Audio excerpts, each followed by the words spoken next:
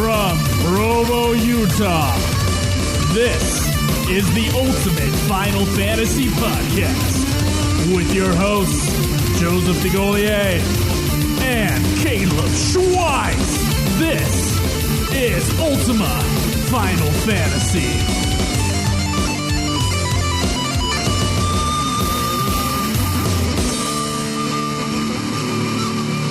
Welcome to another episode of Ultima Final Fantasy, the ultimate in Final Fantasy podcasts. I am your host, Kaleb. And I'm your other host, Joe. And today we are going to be talking about the mythical origins of both Gilgamesh and the Ragnarok, which is a common weapon slash airship slash whatever they want it to be in the Final Fantasy universe. Mm-hmm. And it's got a very interesting Norse mythology attached to it. We got that topic from someone, didn't we, on our forums? I believe we did. It's the first tab there, I think. The very first tab. Yes, it's from WJ Lowry. Okay. On the new forums, which can be found at ultimafinalfantasy.com. Yep. And of course, everything else is on there as well. But you guys can find us on YouTube, youtube.com/ultimafinalfantasy. Follow us on Twitter. It's at UFF Podcast. You can go to our Facebook page, facebook.com/ultimafinalfantasy. You can support us on Patreon. It's how we get these awesome new websites and amazing remakes of songs. Dave is an expensive artist, so if you guys want to support us, go ahead and go on there. And then, of course, we are live streaming this episode on Twitch. It's twitch.tv/ultimafinalfantasy. Mm-hmm. Well, where are you at in FF14? Well, right now, let's see. We just beat Titan. I know that. And I've been just doing little story quests after our friends have died. Yes. Dealing with burying people's bodies and stuff like that. I'm on level 30. There's a level 38 quest that I can't quite get into right now. I have to get to level 38 first before I can do that. And I'm on level 37, so. Okay, so you're not too far ahead of where we stopped the other day. Right, I'm not too far ahead. Yeah, so I did like 2 or 3 quests after the Titan fight, which involved the morbid part where you pick up all your friends' dead bodies and throw them in the back of a wagon. It's very Monty Python and the Holy Grail-esque, just walking around. I actually think the quest was Bring Out Your Dead. Yeah, it was the title of it. So that's messed up. Yeah. I want to tell the English translation staff for FF14 that's fucked up. That's not cool. To be so humorous about picking up dead bodies of your comrades is sick. Yeah, there's some problems there, but I'm having a good time in the game though. Like it's a fun game. Yeah, it is. It's quite enjoyable. It's good. It's got a good. It's nice to play something with somebody else for sure, and it's very well put together thus far. Certainly, if you're gonna pick between 11 and 14, I think 14 might be the better option. Yeah, I mean it's so early to tell, but I don't know. We're level 38, and all the ending stuff is on level 50. So, are we really that far away? Well, I mean, considering how long it takes to level up now, kind of. But I think we're at least 2/3 of the way through the leveling process. And there's so many ways to level up in this game. I mean, you've got your main story quests. Yeah, it doesn't really take that long. No, and I mean, if I were to recommend the best way to play it, I'd say main story quests for your main job. And then the side quests in the areas, it's probably better to leave those for a second job. And then after that, if you want to do like a third and fourth, I would just do the level quests and the fates. I think fates give you the most XP. They're pretty good. If there's people around. If there's not, then you're not going to be able to finish it. Or it takes forever. That's not always true. Yeah, it does take forever. But I mean, the least you can do is if you're going from one place to another is pass a fate, kill a couple guys, and then leave. Then you'll get a couple extra 1,000 XP as you're just walking along after the fate ends. True. You get a lot more once you, if you complete it, though. That's true. Yeah, you're right. But it's just a quick way to do that on your way. So. True, yeah. I haven't done that yet. I've normally just stayed or left. Yeah, I know. Based on who's there. I'm sick of waiting on you. Trying to... I try to just do the story quests until I'm level capped, and then I worry about leveling up. Yeah. And I don't usually do the side stuff on the way. I do, because I want to not hit any level caps ever. That's a good point. In the history of the game. But you have already. some level caps, haven't you? No, I haven't you touched haven't? one. No, I've been able to just... Oh, wow. You're a lucky man. No, I guess you're not a lucky man. You just do your extra stuff like you're supposed to. And Yeah. I, of course, am doing the thing that I always do, and I'm always racing to the end. least amount of work. That's not true. It's not a bad thing in this game. It is true, but in this game it makes sense just because of what I just said with the main storyline quests giving you the most XP and saving the extra area quests around for another class, because you need to have the extra class. I mean, we got the Black Mage unlocked for me, which was level 30 Thaumaturge and level 15 Archer. If I would have eaten up all the level 15 quests in the area, I wouldn't have had quite as easy of a time leveling that up. So yeah, your way's got its merits, but I think a lot of it is because we started when the extra XP thing, remember we were talking about that, how we're getting more experience now than before? Mm-hmm. You didn't start that way. With your original character, you started with normal amounts of XP, and I haven't. So I haven't run into any of the problems because I had a brand new character, always this extra awesome version of the game. So it's been easier for me. I think that's part of it too. It's been too long for me to be able to make an accurate comparison. I remember somebody saying something about it being extra experience nowadays. Extra experience now? Yeah, just to catch everybody up to late game. I think main stories quests have extra XP right now. I think which would make sense, why we're leveling up so quickly during main story quests. And it's awesome. It is, and that's one of the big reasons why I haven't run into a level cap yet. I do want to talk about what was the amount of quests we have to fulfill a day in order to beat our December deadline? Well, I looked at it the other day. Beginning of December? I woke up in the middle of the night one night because I can't sleep ever to save my life, and I was thinking about the number you told me. You were like, oh, it's 3 quests a day or something like that. 3 main story quests and then a level a day or a level every other day or something like that. And I was it's a level a day because it was 50 days. That seems like way too little. So I jump on the site. I jump on... or less than a level a day. Right. I jump on the lodestone or whatever, and I look at all the main quests, and there were 100 something, and I was like, okay, how many days do we have if we do 3 days a week until then? And it ended up being, instead of 2 quests a day, it's 12 main story quests a day. I do want to say it was 3 quests a day in my original calculation. Okay, so it's only 4 times more than... And I honestly can't remember that if I had put it where we were playing...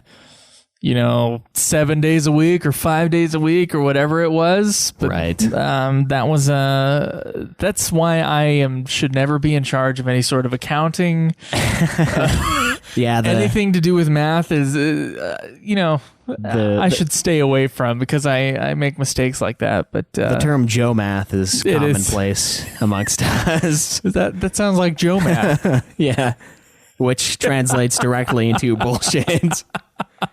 So we figured we needed 12 quests a day now, and that seemed like a shitload. And then we did 12 quests in one day and was like, oh, that was 2 hours. It's not too crazy if you just do the main story stuff. Yeah. So occasionally there is a dungeon that kind of gets in the way, but yeah, the dungeons take a while, and I want to do them as I come across them because that just feels right. It seems like we're gonna be able to make it on time, though. I think so. Yeah, I don't think we'll have any problem finishing Final Fantasy XIV by the beginning of December, which is what we're planning on. So.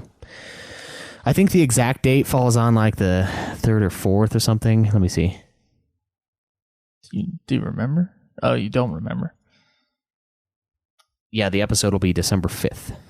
That's when it's planned on. Yeah, that's when don't it's bet on currently. It. Yeah, I mean, if we're not we gotta done, beat the game. We don't just put out an episode if we haven't beat it. Right, but I don't think we'll have any serious problems getting there. And if we do, we can always just throw in an extra day or 2 a week because we'll probably see that we're not going to make it earlier on, I hope, and then we'll be able to kind of conform. All right. Well, should we get on to news, Schweiss? Yeah, we got quite a bit of that, don't we? We got a little bit. News.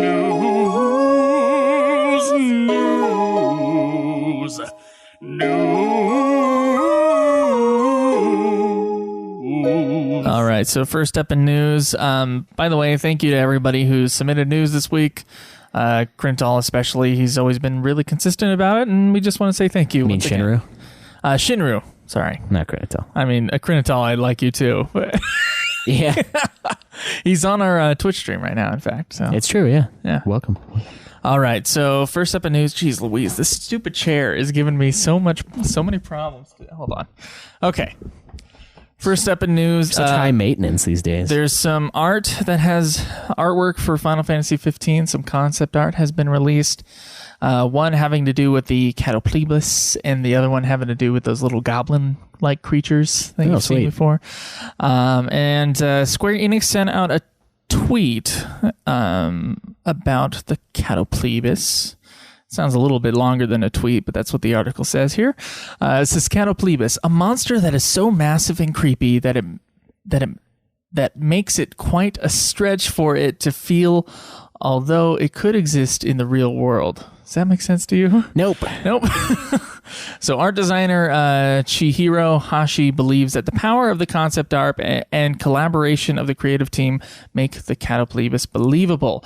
The monster is huge, so we dedicated our efforts on the design on the highly visible face and leg section. Of course, the original demo for FF15, you couldn't touch a Catoplebus. Right, yeah. But of course, on the updated version, you can try to fight one and get mercilessly killed.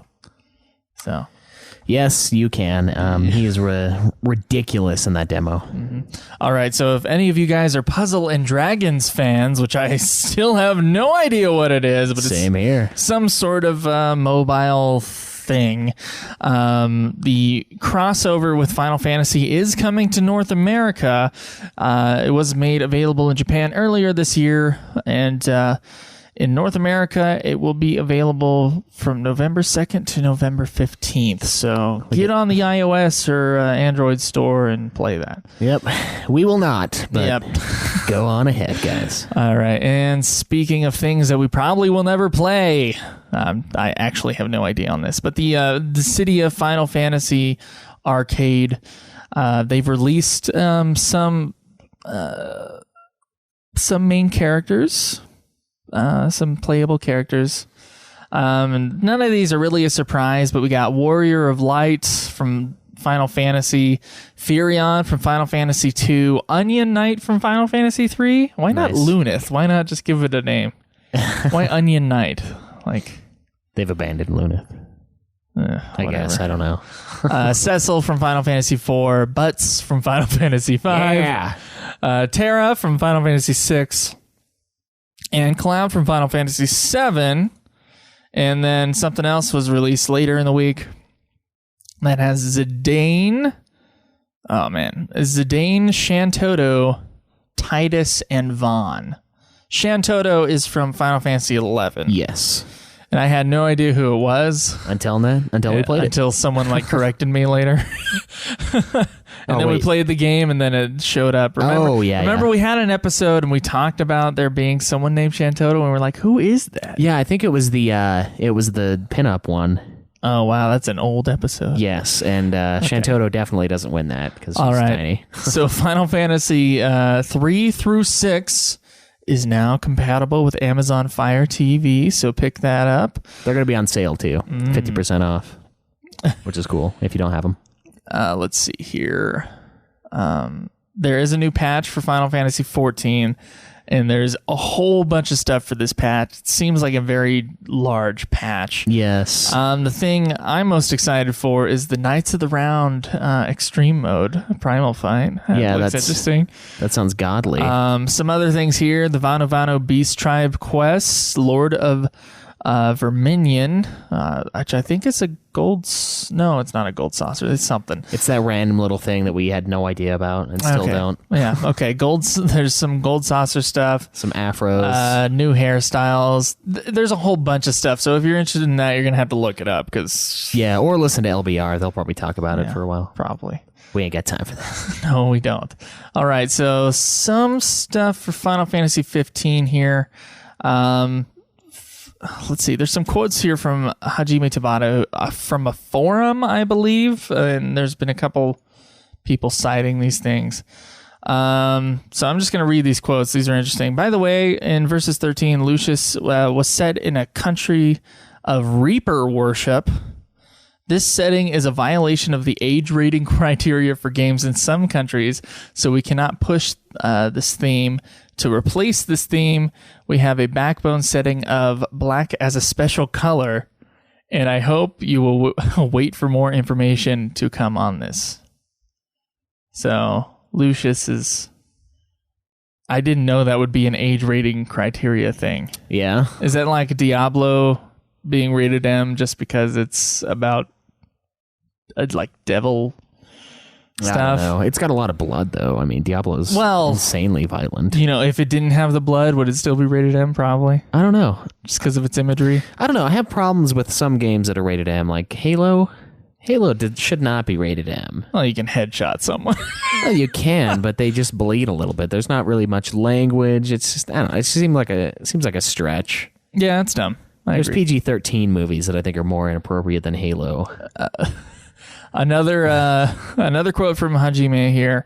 For FF15, we consider it very important to have a clear theme that you can explain in a few plain words.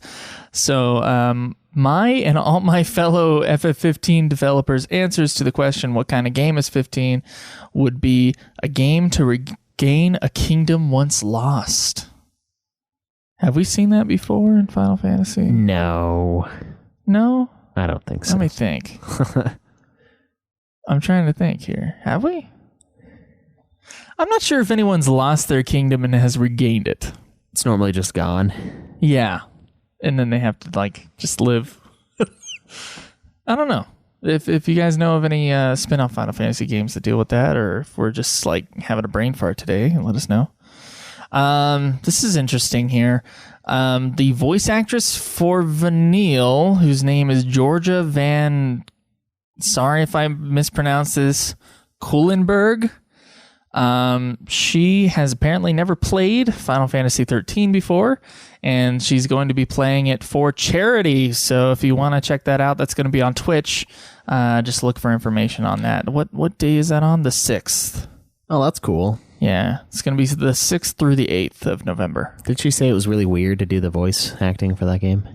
Yeah, there's a funny interview where she was talking about... having to do the scene where they're like digging, and she had to like make digging sounds going like little, and people were like giggling and stuff at the sounds she was making. That's weird. That's hilarious. I need you to make sounds. What do you mean? We need to record them and use them for later. Yeah. All right. So our last piece of news here, Square Enix apparently at Paris Game Week sold Final Fantasy XV burgers. Chicken burgers, which were chocobo burgers, and behemoth burgers, which were beef burgers. And apparently it came with like some Final Fantasy XV artwork. And there's an awesome food truck with like the Final Fantasy XV artwork on it. So if you don't know anything about that, go check that out. That's some pretty cool stuff there. A freaking FF15 food truck. Mm-hmm. Afterwards, they're like, oh shit, we're never going to use this again. We now have a food truck that we're never going to use. Of course, they could just promote it, I guess, again and again. Yes, they could. That'd be cool. All right, so we're going to talk about some Genji and some Ragnarok. Yeah, let's dive right into that here.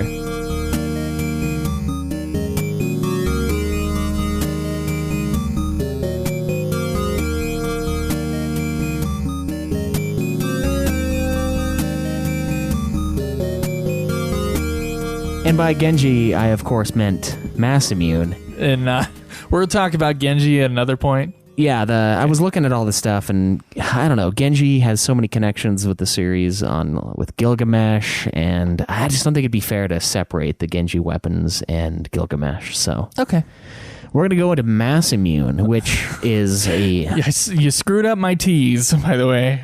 Your tease? Yeah, I said, yeah, let's talk about Genji and Ragnarok, and then it's Masamune and Ragnarok, but whatever. I think you'll be okay. I'll be all right, and hopefully the audience at home will be all right. They're like, no, refund. Yeah, some other time, guys. It's free. Some other time. All right, so Masamune is widely recognized as Japan's greatest swordsmith. Really? Yep. It is the name of a guy who made swords around there. So obviously it's not called Masamune, it's Masamune. Masamune, probably, yeah. Yeah. And they estimate he lived around... It's definitely Masamune. 1264 to 1343. And yeah, he's supposed to be the greatest swordsmith ever. And he created swords and daggers known as Tachi and Tanto, which, of course, we know the Tanto from seppuku, the ritual suicide, is one of the main weapons. The tiny short sword. Is that what that is? I think that is what the don't know Tanto my is. swords. I'm sorry. Well, you know, whenever they commit seppuku, they always have the little sword, and they, like, stub it in their guts, and then they kind of twist. Then they have their second? Yeah. Chop off their head? Yep, but leave a little flap of skin so as to not dishonor them, which I learned when I was reading it up at work. I have no idea. Sorry, I don't know my ritual suicide history. I just don't. So, no exact dates are known for Masamune's life. That's why I said the 1264 is kind of an estimate. So he's like a legend? He existed. Oof. But there is actually an interesting legend of Mirasama, another sword smith, where they kind of had a little contest to who could make the best sword. And Mirasama's sword was like, they held it in a river. What they did is they made their swords and then they put them in a river with the blade facing forward. And Masamune's wasn't cutting anything. And Mirasama's was cutting fish and everything that went through the river in half. And he was like saying that your sword sucks. He's basically bagging on Masamune.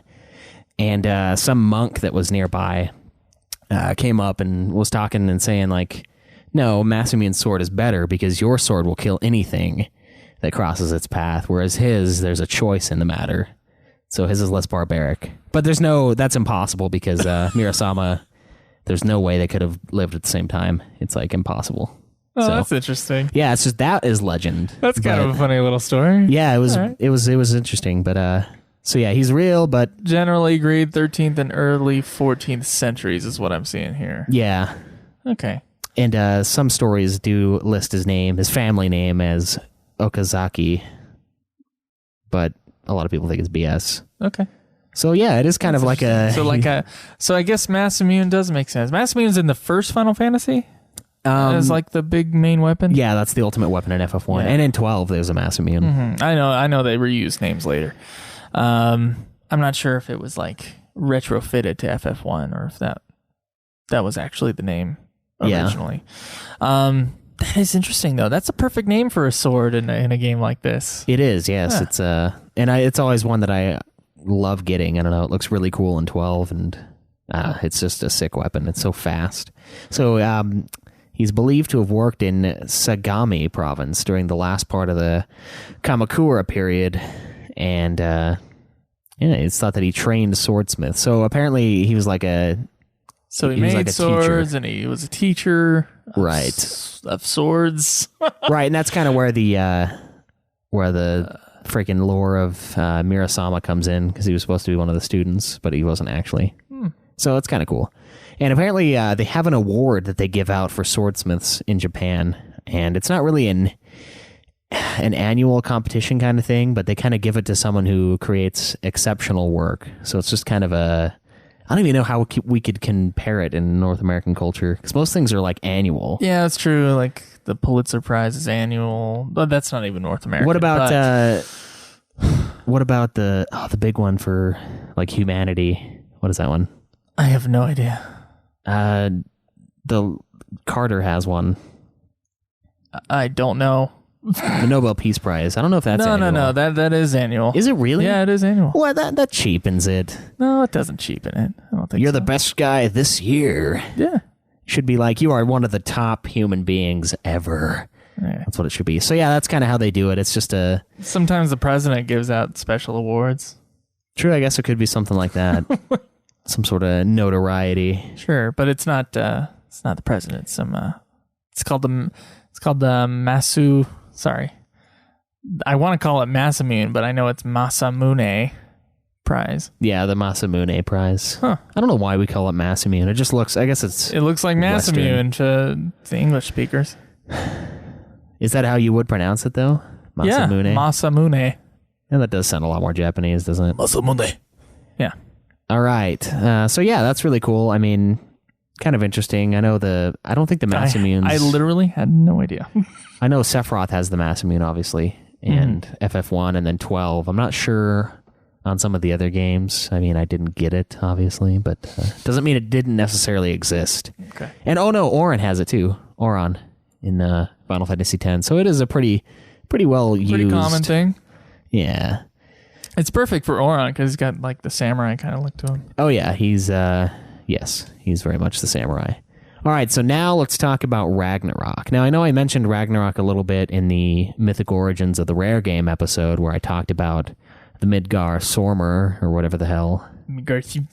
Yeah, however you want to pronounce it. I'm probably butchering it, but okay. This one is a really cool story. So it's essentially what happens is it's kind of a prophecy, the end-all, be-all, kind of the doomsday of Norse mythology. Okay, Norse mythology. Yes, and essentially the gods get taken down. Let's see. In Midgard, which is something we connected with FF7, with Midgar, which is basically the realm of human civilization, people basically abandoned their traditional ways and sank into this wayward, nihilistic society where they're just not, I don't know, they're just being selfish, and the gods are getting kind of the same way. Everyone's falling short of their expectations, and basically everyone's fucking up. Okay. And not doing what they were supposed to be doing. And this is where it gets kind of Game of Thronesy. 3 winters came in a row with no summer in between. That doesn't make any sense. I know. And basically a devastating season of darkness, which is called the Fimble Winter, which is the Great Winter. And finally, the pseudo-god, demigod, whatever god, Loki, and his son, which is a wolf, Fenrir, which we've also seen. They've both been chained up? Yeah, they're chained up to prevent them from wreaking more destruction, because they're kind of... Loki's the god of, like, deception kind of a thing, or the demigod or whatever of deception. So they cut those guys off, and... yeah, essentially what happens is all the gods get taken down, everyone dies, and it kind of, the reset of it all, once the world is swallowed up by the sea, which comes from the great snow kind of thing, it all melts into this giant ocean. The big snake kills Odin, I believe, the poison, and all the gods and everyone dies, but 2 humans, 1 female and 1 male. Huh. And then it kind of just resets. So it's basically the Norse apocalypse? Yeah, it's the Norse apocalypse, but I don't know, whenever I think of apocalypse theories, at least for Western culture, it seems we've taken more of a everything's dead kind of a take on it. At least that's it feels to me. I don't know. Growing up Mormon, no. I don't see it that way. Really? Yeah, it's like, of course, this might just be a Mormon thing. I have no idea. It could be like everybody dissolves into sin and warfare until it's just atrocious, and basically that's the apocalypse, and then Christ comes and saves everyone from it. Yeah. Oh, yeah, it's the Jormungand, the giant serpent who fights Thor. Okay. That's who kills Thor. And, yeah, essentially everyone dies, and then obviously the whole lore, every society is kind of this way. After the big calamity, if you will, it doesn't last forever. The earth is raised again from the ocean.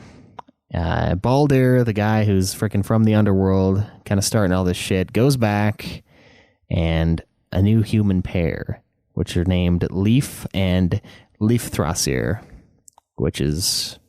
yeah, they're like, basically they're Adam and Eve, and they restart the world. And the gods kind of just go back to their thing, Does this sound a little similar to the cosmogonic round we were talking about last week? It actually does, yes. Yeah, it does. It sounds quite similar.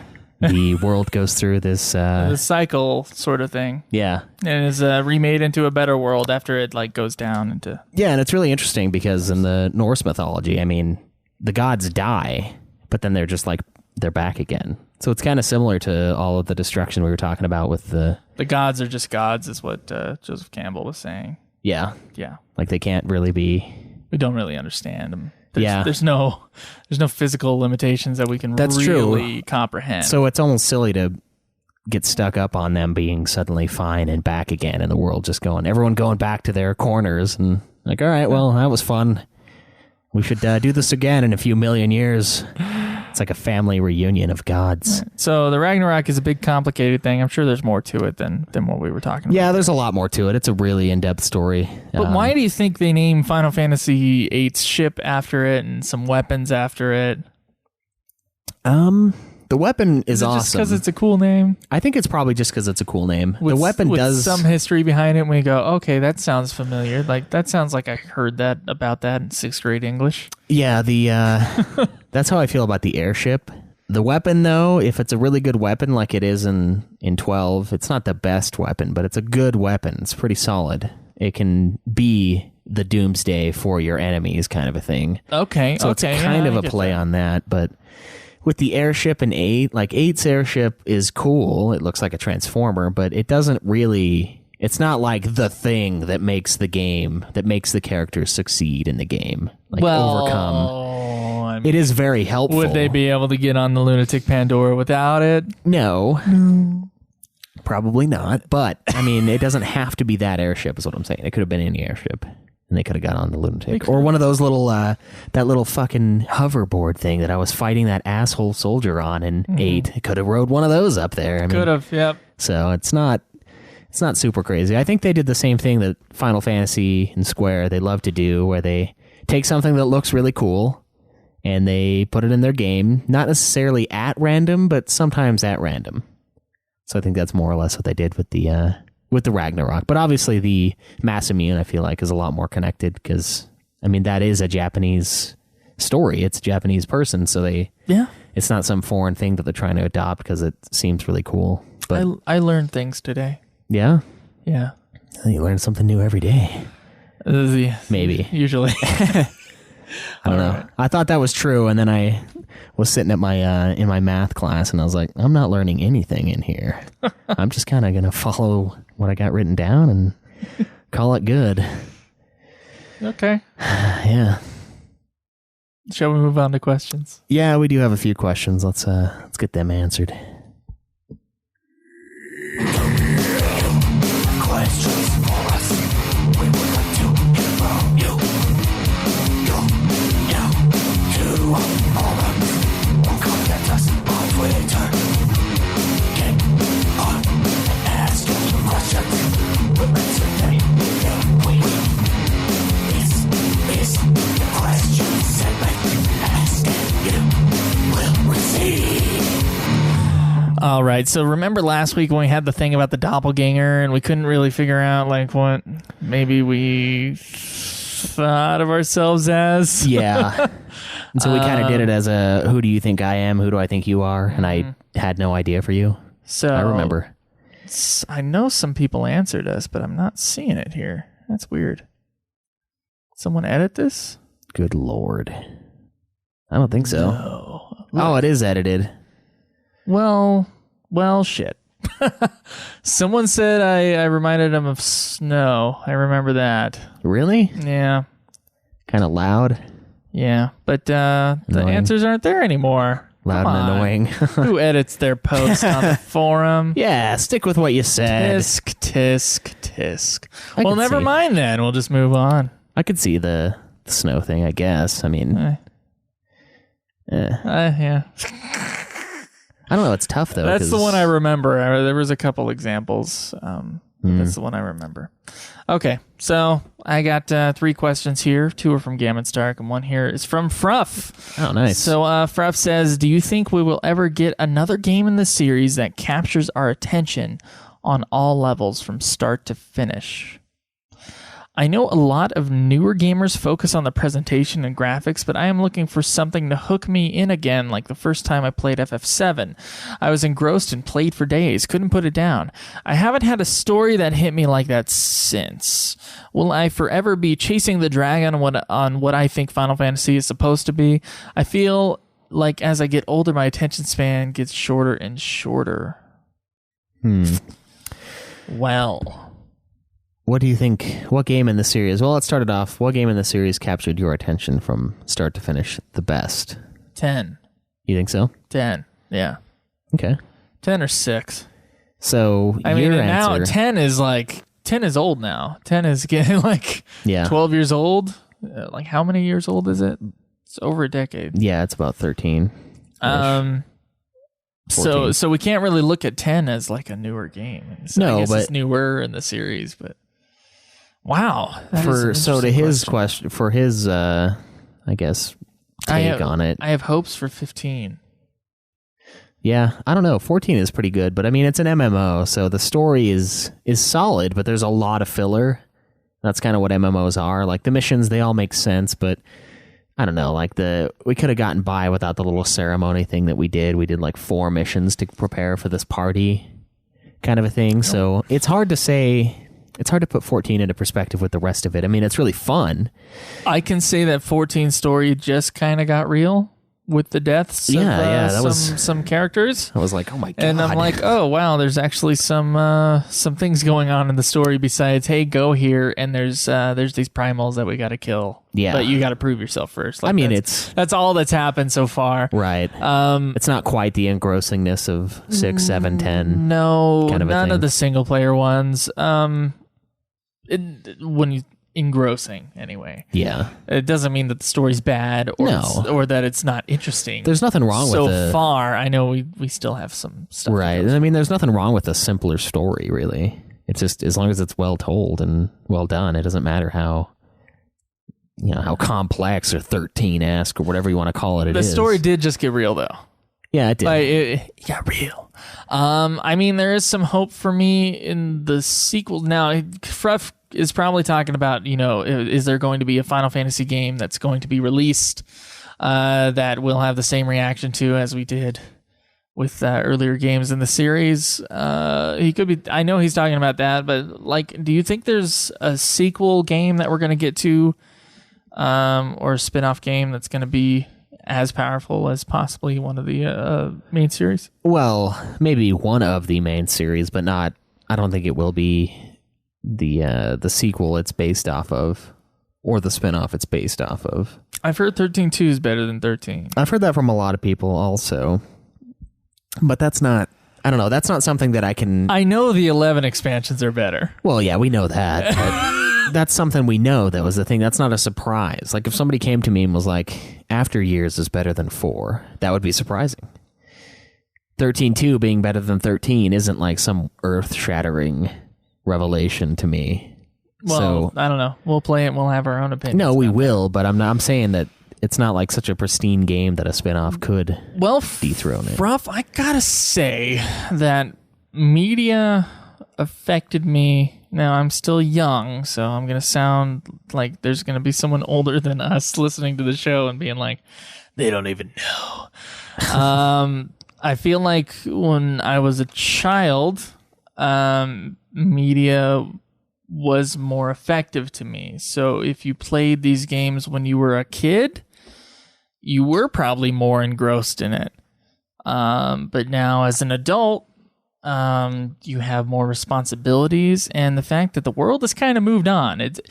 I was actually saying to Schweiss last night, I'm like, we have the same amount of time. The world has not gotten any faster. It's just that we have more distractions, and it makes it seem that way. So like when you're saying that as a kid, you could come home and just, sit on the couch for like 3 hours and play Legend of Zelda, the original one. Like, you were able to do that because you didn't have the internet. You didn't have things distracting you from it. And now, instead of, I think people just kind of, wow, what am I trying to say here? I think people like accidentally waste their time on things. They feel like their time's being taken up because of it. Okay, you know what I mean? Because we're still working 40-hour weeks. I mean, so you think it's harder to be engrossed in something because there's so many available outlets to advance it quicker or in some other way. Mm-hmm. Like we were talking in regards to like Zelda or even Final Fantasy 1. If you came up to me, if we actually played FF1 without looking at a single guide and created our own kind of like map, overworld map that we drew as we would have needed to back in the day. What value does that have? It doesn't add anything really at all because they're all over the internet, and it's just something that we don't even do. We'll just look towards it. So I think it's going to be hard for that to ever be duplicated just because of that reasoning right there, that it's not going to ever have the same effect on you because they are different games. They are you're in a different place in your life when you play them. And another thing, though, as long as the Final Fantasy series keeps going, and as long as new people are put to like change the games, like to make new ones, we're going to hit a home run at some point. yeah, like is that such a weird thing? Like, we have not had a game as good as FF6 or FF7, or in my opinion, FF10 for a long time now. Yeah. But I think that just based upon the odds, since they keep making the games, we're going to have a great one here in the next few. I wouldn't doubt it. 15 looks awesome, and I love the demo, so I have high hopes for 15. But you know, how you feel as a kid is you know, it's different than how you feel. It's tough, yeah. And the thing is I don't know, it's almost better to leave stuff like that behind. Not like forget about it, but like it's better to not play some of the older games that you have great memories of just because you have that memory and you want it to stay. If you go back to it, it might be a letdown kind of a thing. So I think the answer to your question, at least according to me, is yes and no. Yes, I'm sure they're going to have a game that's going to have as amazing and be potentially as engrossing, but I don't think it will feel quite the same. Just based on, I don't know, the way games are now and the way guides are and the way that all this content, it's so easy to get spoiled on something, like the story gets ruined or the certain trick gets it almost ruined. Becomes like a discipline not to do that and to allow the experience of the game or any sort of media allow you to truly experience it and not experience it within context of what people are saying on the internet, right? Or anything like that. It should be you in the game or you and your friends in the game. Like, right. Yeah. That should be where the experience lies. And, you know, and I think that's going to be tough to duplicate, really. The way things are today, that's just not the case. Like, you know, well, you said you spoiled a certain TV show that we're watching right now just simply by Googling an actor's name. Yeah, I spoiled The Sopranos. A lot of The Sopranos is now ruined to me. Yeah. Luckily, he's not telling me what it is, but I know better now than to look up people's names for The Sopranos. Because I'm like, I really want to experience The Sopranos. And I also, when I watch television, when I watch a movie, I try to like keep the phone away. You know, I try to. So you're not looking stuff up?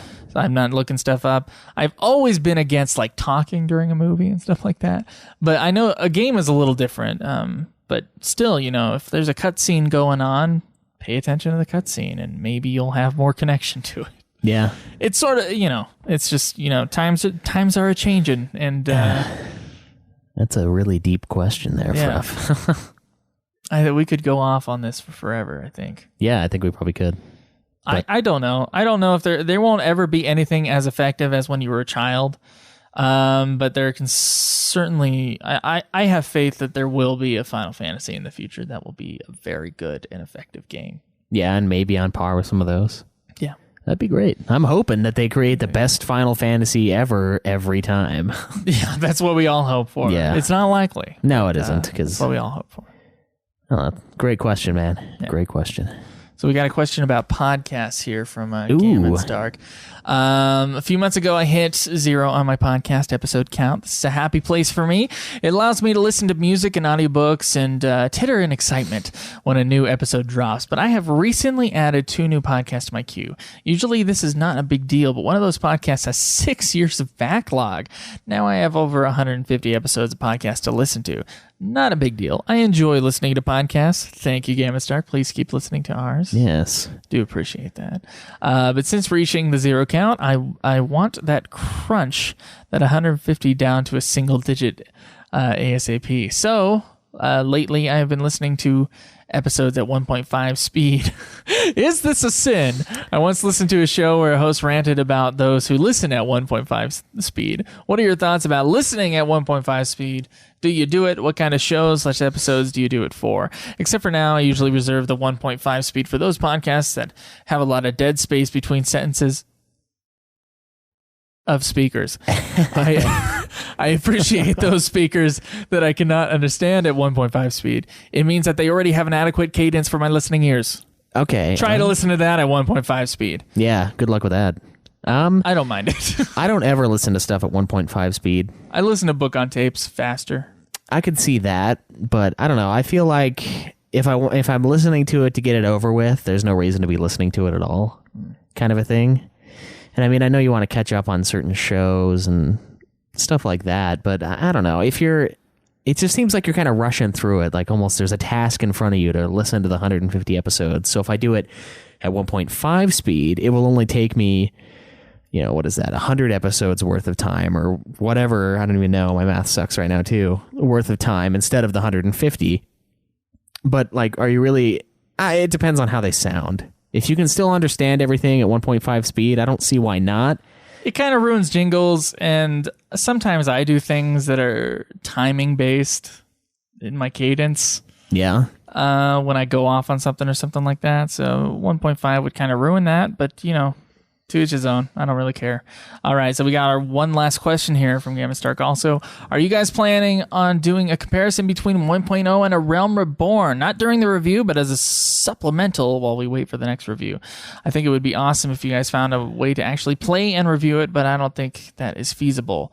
But you definitely have access to someone who has played 1.0. Do we? And now we do. We have a bunch of people. Here's what we're going to do for 1.0. It might be next week. It might be the week after. Not sure. It depends on our time. Yeah. We're going to watch all of the cutscenes from Final Fantasy XIV and do a separate review on that. Now, we can't review gameplay, which I've heard is terrible. We can't review really anything else. But we can review the story as told in the cutscenes that are on YouTube. So we're going to try that out, and we'll tell you about it. And later on, we'll be able to compare the two. Yeah, I mean, there's the different voice actors. I watched the first Gridania cutscene in 1.0, and it was Ida and Polymo, or whatever his name is. And they sounded different. It was bugging me. Yeah? You hated it? Yeah. Yeah, I mean, I know you said you found a server with 1.0 on it, but you said it was... You can't really do anything except for, like, walk out and battle. Yeah, it seems like a husk of the game, and I'm not willing to put any time into that. That's a waste. Well, the people who were putting it up, if they had put more time into it, like if they... I know they're planning on updating it so it's a fully playable game, but they haven't updated it in like 6 months. So I guess there could be a chance at some point. I think it's called the 7th Umbral server. So if anybody wants to check that out, you do have to have a copy of the original 1.0 game. Yeah, have fun with that. Which is $16 on Amazon. That's another reason why I haven't done that yet. But if you want to check that out, let us know how it is. Otherwise, we're just going to be talking about the cutscenes, the story. Yeah. Yep. And it's supposed to follow pretty much the same storyline, I guess. But I don't know. I'm sure they've jumped it up here and there. Yeah, they've changed a few things, I think. I know a lot of the characters are the same though. Like the chick in the Sands area, the bar. I know her name. She's from the Minfilia. Yeah, Minfilia. She's in there. I remember seeing something on her. Yeah. That's true. But yeah. I know that one. All right. So you want to get to iTunes reviews? Yeah, we got a few of those. Okay.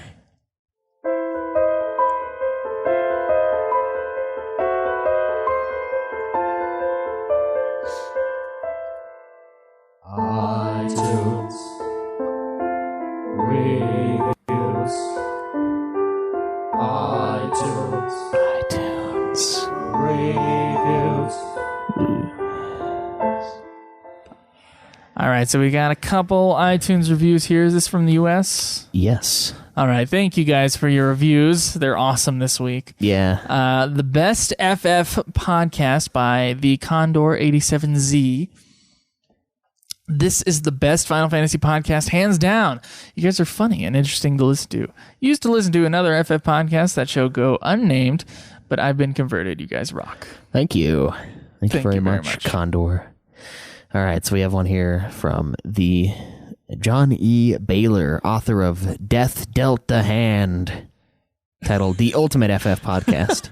I wonder if he's John E. Baylor. I think he might have written a book at some point. Yeah, the author of, whatever. That's really awesome that he got that name. Like, that seems huge for an iTunes profile. I don't know. I didn't know you could do things like that. Yeah, I don't know. So really enjoy listening to Joe and Kaleb. they're both great hosts. The shows are broken down into several segments. Often each has its own musical intro. Thanks, Joe. If you've ever heard the No Reviews music, you'd understand why I took the time to post one. The shows are interesting, and the hosts give their honest opinions on the games played. I've played most of these games already, some decades ago, and I still enjoy hearing their discussions. Highly recommended to fans of Final Fantasy, as well as JRPGs in general. Thank you. Thank you, Johnny Baylor, author of Death Dealt a Hand. Yes. Appreciate that. All right, this is the last one here in the U.S. Do we have one from Canada? I think we do, yes, don't we? yeah, we do. Okay. This is from Danny, 83222. The pipes. Listening to this podcast always gets me hyped up to play some Final Fantasy. These guys do a great job, and their hard work is definitely noticed. Thank you very much. Each of the 5 stars I've given has been earned. 1 star for Joe, 1 star for weekly content, 2 stars for overall quality, and 1 star for Kaleb, I guess. Just kidding. Joe and Kaleb are equally awesome. Keep up the good work, guys. Amber does not agree with you, but No, I do appreciate that. I feel like that was made in jest of Amber's review with the 1 star for Kaleb, I guess. I really hope so. So a couple here from Canada, it looks like. Yeah, sir. First one's from Gilhadrin, titled Super Duper.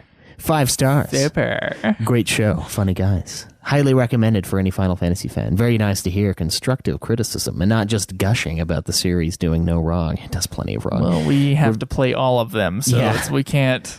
We can't just be like, oh yeah, I loved that game. Everything about it. Yeah, no, we remember. Wonderful.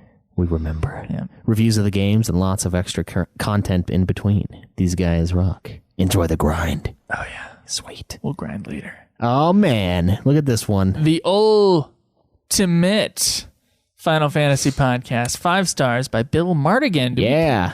Is he someone we play with? Yep, Final he Fantasy is 14? on 14. You Canadian bastard. It's like barely in Canada. Okay, Bill Mardigan. I've been listening to this podcast since the Final Fantasy IX review episode, and I love it. It makes my Monday mornings at work bearable. They have inspired me to go back and replay a couple of the FFs because of their great and in-depth reviews. I also really love learning about people behind the making of the games and the history and lore behind some of the aspects of the game. Joe and Kaleb are really funny and great hosts as well. One of my top 3 podcasts. Why are not one of them? I'm not number 1. What's above us? Okay, that's fine. One of my top 3 podcasts. Thanks for all the hard work you guys put into this. And if you like this, listen to Getting Fat. And Super Sexy. Yeah, listen to Getting Fat and Super Sexy. You're right. So, yeah, thanks, guys. That's really, we really appreciate those kind of things. That's kind of what keeps us going in a lot of these episodes. I mean, I don't know, seeing the community and stuff like that grow is always amazing. And that's probably the most inspiring aspect of doing this entire thing. It is. And you don't just have to leave iTunes reviews now. We do have a comments area on every single one of our posts on our website. And since you guys will be logged in to the forums, you can just post a comment on each episode. Tell us what you thought of the episodes. Yeah, it's pretty awesome. It's a lot better setup than the old site/forum being separated. So, yeah, thanks a lot, you guys. I think we have... Oh, man, let's do a question from us to you. Okay, let's talk about last week's first, I guess.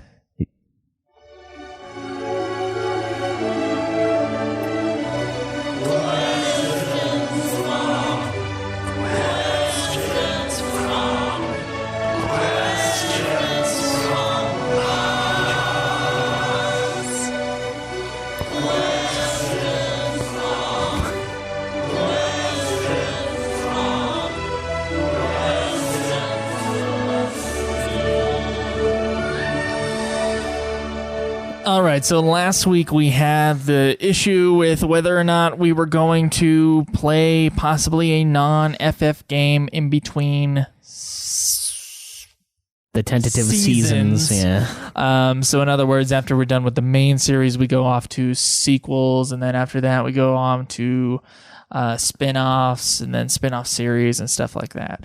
And in between, we would play a game that was going to be a Final Fantasy and turned out not to be one. So we do have some answers here from the forum on what people thought of that. If Caleb will just pull it up here. Now, I closed out of it. way to go, Caleb.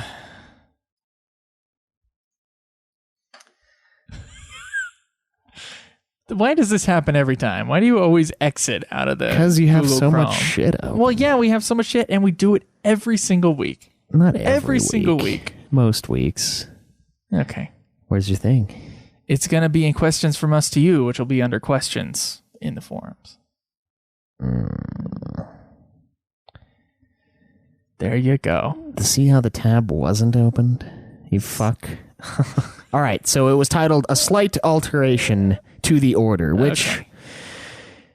of course, we asked, as stated. The original order was that we go through sequels, spin-offs, spin-off series, and then Kingdom Hearts, and then we'd end with games that should have been Final Fantasy. games that blah, should have blah, been blah. Final Fantasy. Instead, we put those in between. Right, that was the So, idea.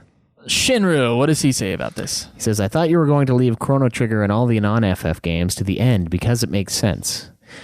Don't play one in between seasons, just go in order. It would be weird to be playing FF sequels and then go to Xenogears or Chrono Trigger or something.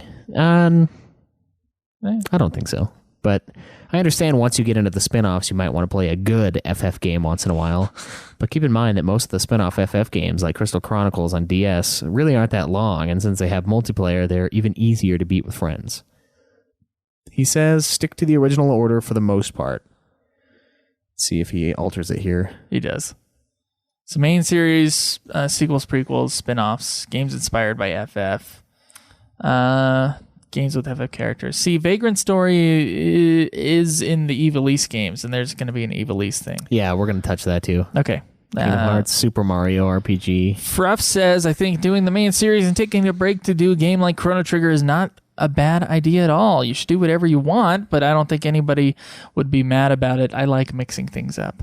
Caleb's phrase is always, we do what we want. I feel like whenever I'm like, oh, but the listeners might want this or the listeners might want that. Now, believe me, guys, I am your advocate. Oh, fuck you. Caleb's always like, nah, we're going to do what we want. And I'm like, come on, man. We got to like have a medium ground here. You're painting yourself in such a weird light here.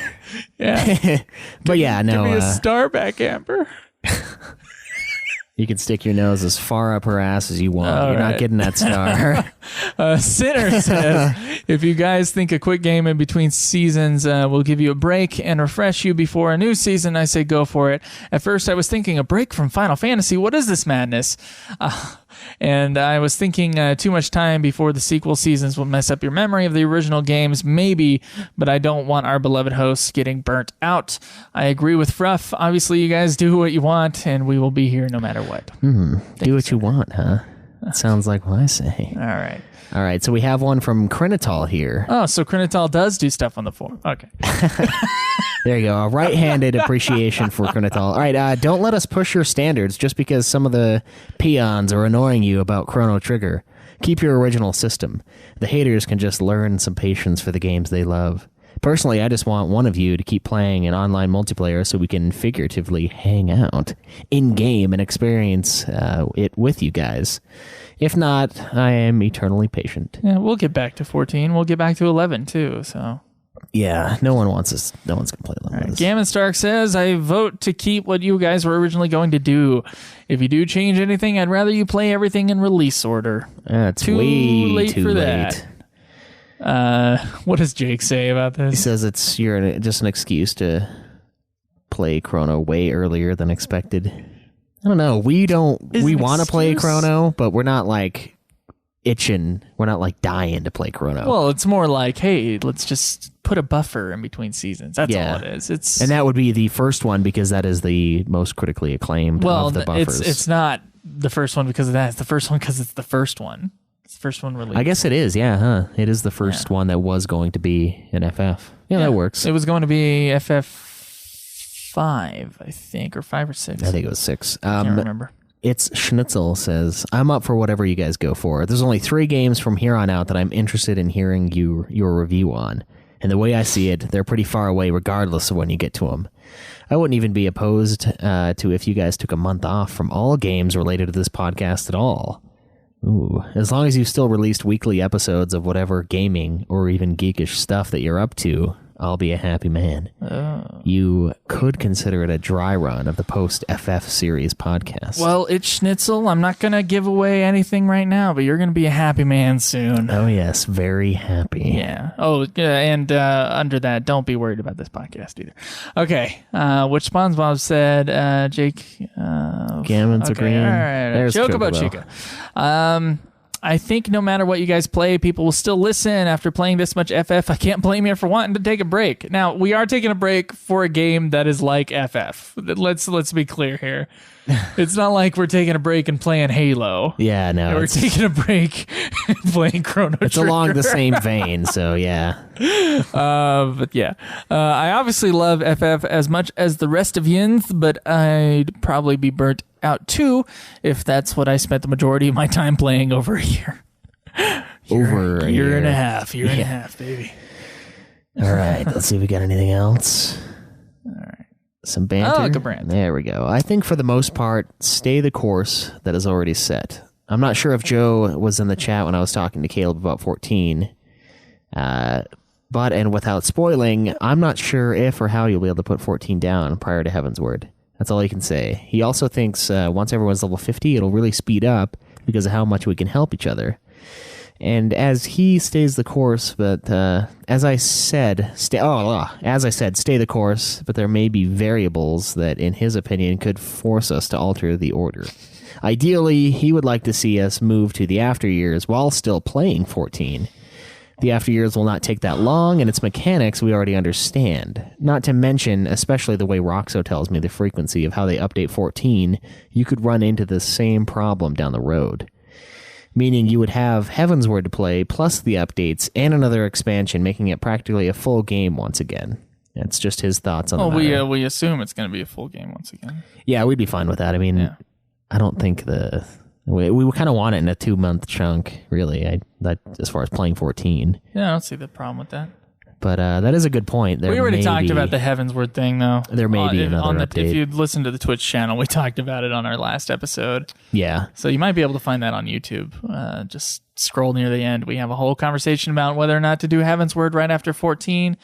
And the fact is, we want to spread out playing with you guys a little bit more. And Joe wants to spread out playing with you guys a little bit more. We're going to push it a little bit so that, not only can we play with you guys now, but later on when we have more listeners, maybe different people want to play with us, and you guys are still here, hopefully we can all play together on Heaven's Word later. And maybe another expansion. That would be fun, yeah. That's a later thing, though. That way we'd have a nice couple months of playing the game. We also got to do expansions for 11, so if anybody wants to catch up in 11 for these next few months, please do. Do it now. Yeah, it's a good time. Also, that double XP is amazing in FF11. The double XP makes it really good. Mm-hmm. So what did Batman say here? He agrees with Shinru. He says stick with the FF sequels, followed by the FF spin-offs. In all honesty, most of the spin-offs will go by pretty fast anyways. Besides, it would be good to play through the sequels while the originals are still somewhat fresh in everyone's mind. So how unfresh will things be if we play a different game for a month, Caleb? Probably not that unfresh. It's not going to be that much of a difference. Virodius says, stick with the original plan because there ain't no getting off of this train. No, that's true. And Shori Lamente. Hey, we haven't seen you in a while. It's true. He's been gone. Well, we played with him on 11. He's just disappeared. He was on 14 the other day. Was he? Yeah, he was with me. Oh, I didn't see him. Yeah. Okay. He said he'd love to plow on through with Heaven's Word, but he also wants to plow on through the rest of 11's expansion, so he doesn't think he's a good model for this question. We're going to get to 11's expansions, and we're going to get to 14's expansions. Yeah. I say be patient. So I always say be paciente, and that is not what that means. No. So what do you think the final thing on this is? Stick with the original plan? Well, look, man, now I wanted to put Chrono Trigger as a buffer, but obviously the audience wants us to just plow right on through to sequels. Wow. Yeah, I was kind of surprised at that with how many. There's a couple people that are saying do what we want. No, yeah, and we will. What do regardless. you think, I don't mind doing it in the order that we have. I do want to play more of 14, but I don't know. It's kind of not fair to plow through it all right now, because then we'll have all this single player stuff forever and ever, and we won't get to play with the listeners, and who knows, we might get somebody that's really gung-ho about playing 14 with us. Not that we don't have that now, but they would be missing out at a later date, and we would lose some of the community aspect that we enjoy so much. Because I want it to be, even though we're not on like TeamSpeak, I want to have people on TeamSpeak playing the game with each other, so that we have like a group of people that all have a similar connection to some show that we put on playing the game. I think that's cool. Okay. So even though we're not there, I kind of want that to exist for a longer period of time. So playing Heaven's Word right now would be a bad idea. And Buffer, Chrono Trigger. the problem with that is we would need to get the best port, I think. We'd end the game on We'd end this whole entire series on Kingdom Hearts 3. Yeah, that seems wrong. To end it on a Kingdom Hearts game. Instead, we'll end it on Bravely Second. Yeah. That's the other thing. Yeah, dude. Bravely Second is supposed to be legit. Or we should end it on Last Story. Yeah, that would be awesome. It's like sort of a Final Fantasy, but it's totally not a Final Fantasy. People shouldn't count it as a Final Fantasy. It is a name, basically. It means the same thing. Last Story, Final equals Last Story equals Fantasy. Yeah. Way to go, Hironobu. Way to go. What's the next one going to be? Last Story 2. No, it's going to be, I don't know, like Last Novel, something like that. I don't know. No. Last Tale. That's what it is. Last Tale by Hironobu Sakaguchi. Last Tale could be one. Yeah. There's got to be another word for final. I got to get like a thesaurus out. Yeah, we should do that and come up with like a shitload of names and just send them to him in an email. Like novel extinction or something. Go cross genre on it. You It's got like a horror you got a survival. question from us to them this week? I think so. I think I want to make it 14 related. Okay, what would that be? What is you guys' favorite class? What is B? What is your favorite class in Final Fantasy XIV? And I'm thinking more along the lines of... And if you haven't played 14, I would say, what is your favorite class in the series? Yeah, what's your favorite class in the series? That works. Yeah. I'm thinking more along the lines of, the Thaumaturge and the Archer equals Black Mage. Thaumaturge! Unless, of course, you love the Thaumaturge so much that you don't want to corrupt it with the Black Mage's power. And of which, of course, you could just say Thaumaturge, but that would be madness. So yeah, what class in Final Fantasy XIV is your favorite and why? Okay. And yeah. Get on the forums, answer it. Yeah, do it. Yeah. We'll actually put it up this time. All right, so we're going to end the show now. Make sure you guys check us out at ultimafinalfantasy.com. Everything is there. You can also find us on youtube.com/ultimafinalfantasy, Twitter at UFF Podcast, facebook.com/ultimafinalfantasy. You can support us on Patreon. Just search Ultima Final Fantasy there. $1 a month will give you the episodes early. You can go to twitch.tv/ultimafinalfantasy and watch Caleb play through 14. And last but not least, you can go ahead and leave us a question on our phone line. That is 385-204-3921. 385-204-3921.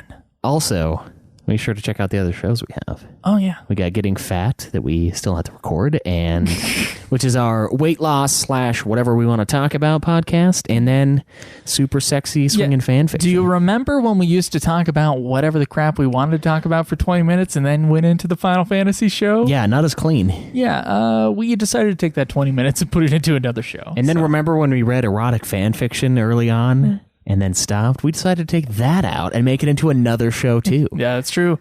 Caleb and Jake, they are really doing something new with that show. So Yes. check that out too. All right, guys. Well, until next time, enjoy the grind.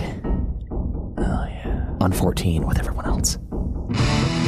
This has been another production of Ultima Final Fantasy, the Ultimate Final Fantasy Podcast. The show was produced by Joseph DeGaulier and Caleb Schweiss, with music and editing by Joseph DeGaulier, parodies and clips from their respective authors, of course.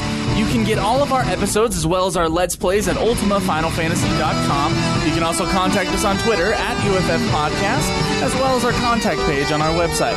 Be sure to subscribe and review our podcast. Your reviews may get read on the show, and look forward to the next episode of Ultima Final Fantasy, the Ultimate Final Fantasy Podcast.